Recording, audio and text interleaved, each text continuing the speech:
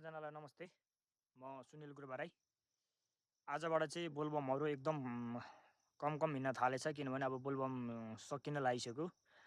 पहिला जस्तो चाहिँ यसपालि आएन किनभने यो महिना चाहिँ आउट-जाउट धेरै भइरहेछ तर पहिलाको भन्दा अलिक कम भइरहेछ। अब आजबाट चाहिँ अलिक कम हुँदै गएको छ। अनि जोस् अब हाम्रो चाहिँ अब यहाँबाट एकदम हेर्न मिल्छ सिन पनि एकदम रमाइलो लाग्छ। अब पहिला जस्तो चाहिँ एकदम छैन तर मान्छेहरूले आफ्नो आस्था धर्मलाई यति धेरै विश्वास गरेर यति टाढाबाट आउनुहुन्छ। त्यही भएर हामीले यो धर्मको बारेमा चाहिँ कसैको अपमान नगरौँ, सबैको सम्मान गरौँ। धर्म भनेको सबैको एउटै हो, मान्ने मात्र फरक हो।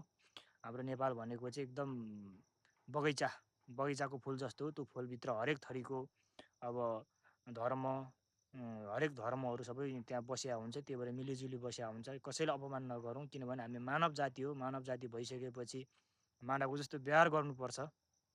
किनभने पशु जस्तो व्यवहार गर्नु हुँदैन। यसपालि पहिलेको भन्दा धेरै रमाइलो छ र यो बाटो हिँड्ने बोलबम साथीहरूले पनि यो देख्नुभयो भने तपाईँहरूले पनि लाइक, कमेन्ट, सेयर गरिदिनु होला है। यताको एकदम राम्रो ठाउँ, यताको सिन, भ्यू हजुरलाई पनि मन पऱ्यो भने यसमा कमेन्ट गरिदिनु होला है त। धन्यवाद।